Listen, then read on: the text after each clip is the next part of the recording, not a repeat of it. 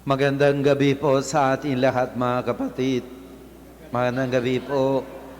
Bigyan natin mahal na Panginoon, ating mahal na patron si Santo Niño, isa pa malakas na palapak. So mga kapatid, ito po ay unang araw ng ating nobinaryo.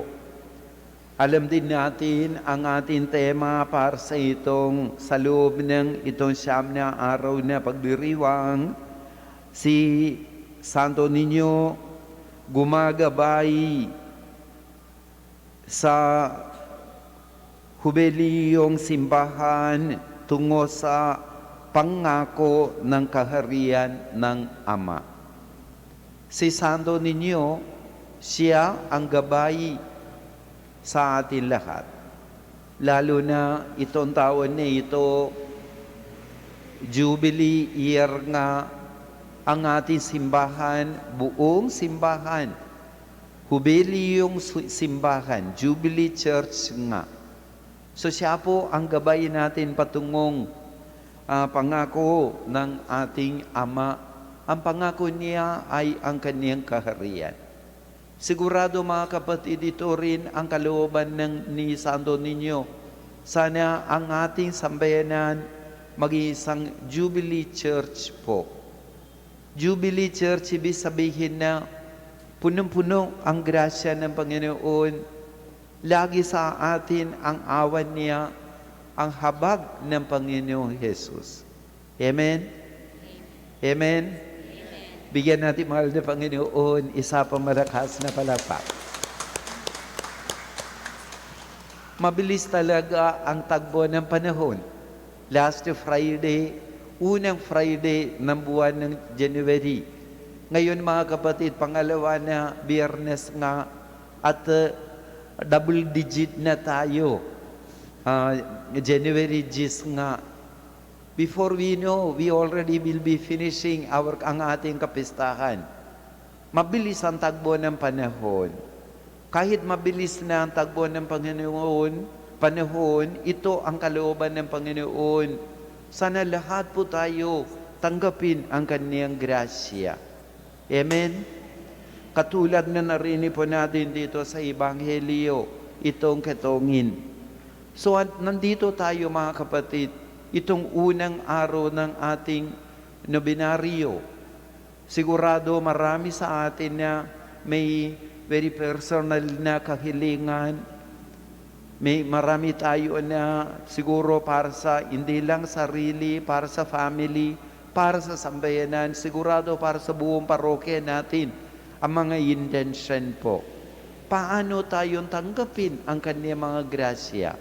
Simple nga dalawang bagay po. Una ay mga kapatid, siyempre, hingi tayo. Ito rin sinabi ng Panginoong Jesus, Ebanghelyo ng San Mateo, Kapitulo 6, sinabi niya, ask you receive, sinabi. Ask you receive, seek you find, knock it will be open. Ang kahit anong hingi natin, hindi siya tinatanggi. He will grant us. Ito rin narinig natin mga kapatid dito sa Ebanghelyo. Itong ketongin, talagang hingi siya. Sinabi niya, Panginoon, kung ibig po ninyong Ginoo, kung ibig po ninyo ako'y inyong mapagagaling. Tingnan niyo mga kapatid, hindi lang po ang salita, He did something extra also, He showed His reverence, That is reverential gestures, di ba na po? Talagang nagpatira pa siya sa harapan paanan ng Panginoon. Mga kapatid, the Lord is telling us today, kung kailangan mong grasya, hingi ka. Huwag kang mahiyain. Pangalawa, mga kapatid, sabihin ng Panginoon, dapat tayo, magrespeto po tayo ang mga sistema. Marami mga sistema sa mundong ito. Marami mga sistema sa ating buhay, sa ating parokya, ating simbahan. Sabihin ng Panginoon, upang tanggapin ang mga grasya, respeto mo ang mga sistema. Kahit sinabi ng Panginoong Jesus sa itong lalaki, ibig ko gumaling ka na. Nangyari. Pagkatapos hindi sinabi ng Panginoon, sige na, uwi ka na. Hindi po. Sinabi ng Panginoon, go and show yourself to the priest, sinabi. Ipakita mo sa mga pari, sinabi.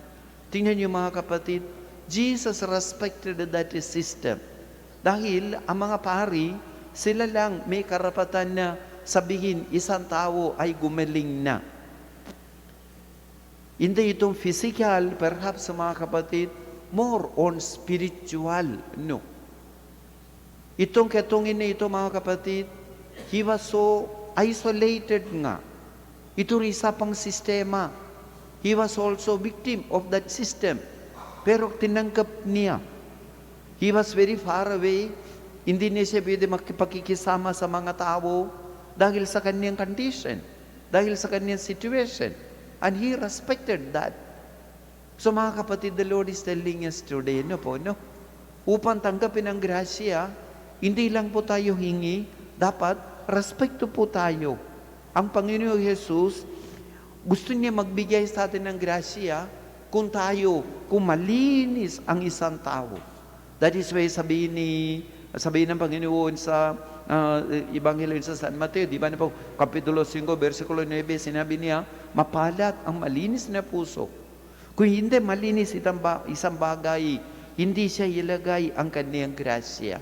Siyempre sayang ang kaniyang grasya. Marumi nga, kung ilagay pa siya, sayang grasya din maging marumi. No po.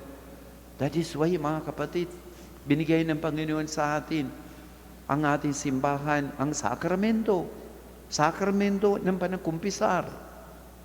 Last week, meron na kaming confession, di ba? Para sa itong tawagin natin na kumbil bukas. Marami din kumpisal. Ang sa kanila, iba, ang last time na nakumpisal na sila, First Communion. Tingnan ninyo, That is why iba, nakalimutan na paano magkukumpisal, nakalimutan na ang itong, ang tawagin natin na ang panalangin ng pagsisisi. Iba, hindi pa rin alam. Tingnan niyo, may hedat nga, hindi pa rin alam paano mag-recite ng Ama Namin. Tanong ko sa kanya, anong dasal ng alam mo? Glory be to the Father. Ito lang ang alam niya. Tingnan niyo mga kapatid, So, ngayon, sabihin ng Panginoon Yesus sa atin, hindi siya madamot. Talagang ating mahal na patron si Santo Niño. Ever since that I came here bilang parish priest, I asked Santo Niño, hindi lang po para sa akin sarili, para sa ating parokya. Anong hingi ko sa Kanya, talagang binigay niya. Tingnan niyo mga kapatid, hindi siya madamot. Ang ating mahal na patron na si Santo Niño. Katulad nitong ketungin dito sa Ebanghelyo, hingi natin. And at the same time, respeto po tayo ang sistema upang tayo'y maging karapat-dapat Kanyang grasya, Kanyang biyaya. Amen? Amen? Palapakan natin ulit sa ating mahal na Panginoon.